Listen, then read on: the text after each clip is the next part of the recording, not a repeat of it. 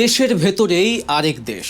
ভাবুন তো, আপনার নিজের দেশের একটি এলাকায় ঢুকতে আপনার বিশেষ পরিচয়পত্র বা পাসপোর্টের মতো কিছু একটা লাগছে। জায়গাটি ভিন দেশের কোনো অংশ নয় কিংবা অন্য কোনো রাষ্ট্রের ছিটমহলও নয়। বন্দরনগরী চট্টগ্রামের মূল শহর থেকে এই জায়গাটিতে যেতে সময় লাগে মাত্র 15 থেকে 20 মিনিট, কিন্তু চাইলেই আপনি বা আমি সেখানে ঢুকতে পারবো না, কারণ সেখানে প্রবেশ করতে লাগে এক বিশেষ পরিচয়পত্র।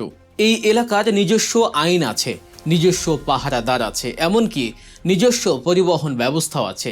জায়গাটির নাম জঙ্গল সলিমপুর, চট্টগ্রামের সীতাকুণ্ড উপজেলার একটি ইউনিয়ন, যা এখন সারা দেশের আলোচনার কেন্দ্রবিন্দুতে। কিন্তু কেন? মূল শহর থেকে এত কাছে হওয়ার পরও কিভাবে এই এলাকাটি সন্ত্রাসীদের এক অভয়ারণ্য হয়ে উঠল? আর কেনই বা আইন শৃঙ্খলা রক্ষাকারী বাহিনী সেখানে চাইলেই অভিযান চালাতে পারে না? চট্টগ্রামের বায়েজিদ বোস্তামি এলাকা থেকে প্রায় 2 কিলোমিটার পশ্চিমে পাহাড়ের কোলে গড়ে ওঠা এই জঙ্গল সলিমপুর যেন এক দুর্ভেদ্য দুর্গ।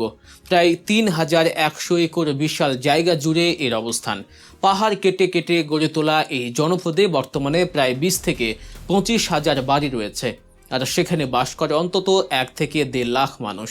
এই মানুষগুলো কারা? এদের বেশিরভাগই দেশের বিভিন্ন প্রান্ত থেকে আসা ছিন্নমূল মানুষ। শহরে বাড়ি ভাড়া করে থাকার চেয়ে এখানে পাহাড়ের ঢালে অনেক কম খরচে থাকা যায়, তাই সিএনজি চালক, ভ্যান চালক বা দিন মজুরের মতো নিম্ন আয়ের মানুষগুলোর কাছে এই জায়গাটি বেশ জনপ্রিয়। কিন্তু এই সাধারণ মানুষগুলোর আড়ালেই লুকিয়ে আছে এক ভয়ঙ্কর সত্য। সাধারণ মানুষের এই বিশাল উপস্থিতিকে ঢাল হিসেবে ব্যবহার করছে দুর্ধর্ষ সব অপরাধীরা। এই জঙ্গল সলিমপুরে প্রকাশ্যে কোনো রাজনৈতিক দলের কার্যক্রম নেই। পুরো এলাকাটি নিয়ন্ত্রণ করে কয়েকটি ভয়ঙ্কর সন্ত্রাসী গ্রুপ, যাদের মধ্যে ইয়াসিন গ্রুপ এবং রোকন গ্রুপ সবচেয়ে বেশি পরিচিত। সাধারণ মানুষের ছদ্মবেশে এখানে অপরাধীরা এমনভাবে মিশে আছে যে বাইরে থেকে দেখে বোঝার কোনো উপায় নেই এখানকার আসল রূপ কতটা ভয়াবহ। সাধারণ মানুষ এখানে ঢুকতে পারতো না, বিশেষ করে পুলিশ এখানে ঢুকতে এবং অন্যান্য আইন শৃঙ্খলা বাহিনী ঢুকতে এখানে ভয় পেত না। এই অন্ধকার সাম্রাজ্যের শুরুটা কিন্তু একদিনে হয়নি। 90-এর দশকের দিকে বন বিভাগের 3য় শ্রেণীর একজন কর্মচারী আলী আক্কাস প্রথম এই জঙ্গল সলিমপুরে পাহাড় কেটে অবৈধ বসতি স্থাপন শুরু করেন। এরপর তিনি নিজেই গড়ে তুলেন এক নিজস্ব সশস্ত্র বাহিনী।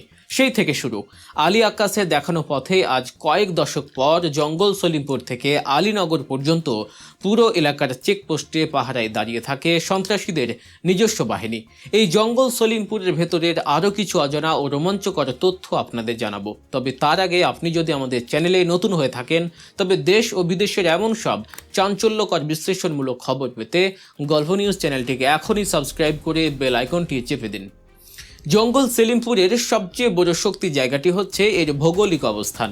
দুই পাশে উঁচু পাহাড় আর মাঝখান দিয়ে চলে গেছে একটি মাত্র সরু রাস্তা। এই রাস্তাটি ছাড়া ভেতরে ঢোকার আর কোনো উপায় নেই।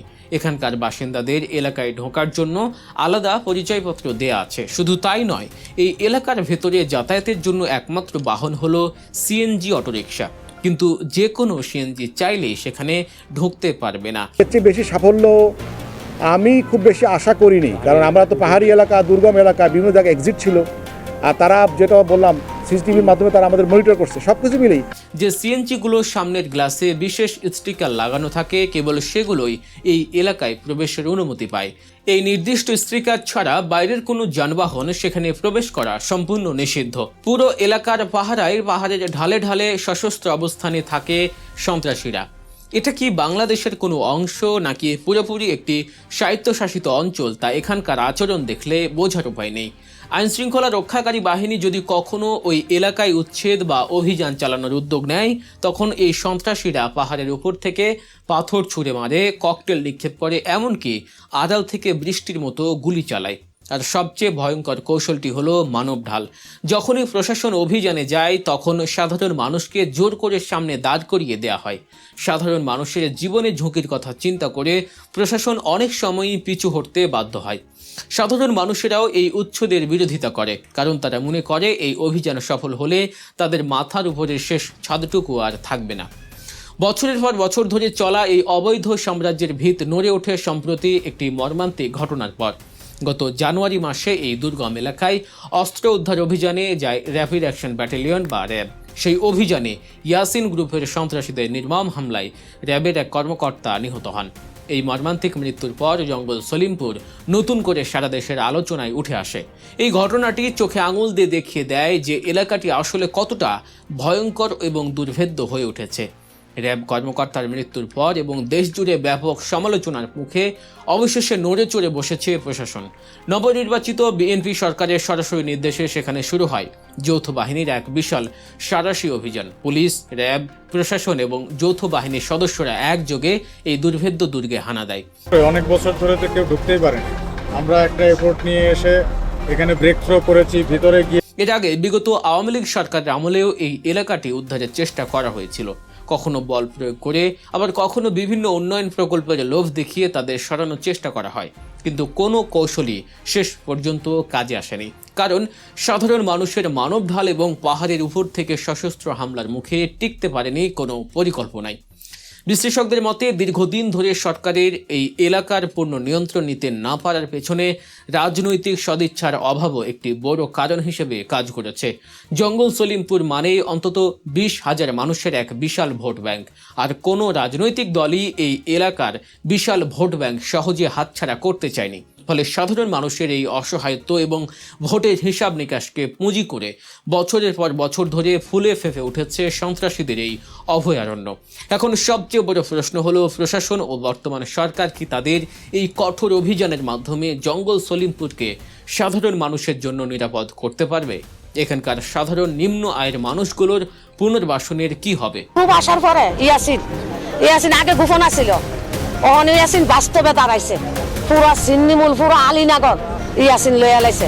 নাকি অতীতের মতো আবারও কোনো অজানা রাজনৈতিক সমীকরণে জঙ্গল সলিমপুর আগের মতোই সন্ত্রাসীদের এক নিরাপদ আশ্রয়স্থল হিসেবেই থেকে যাবে?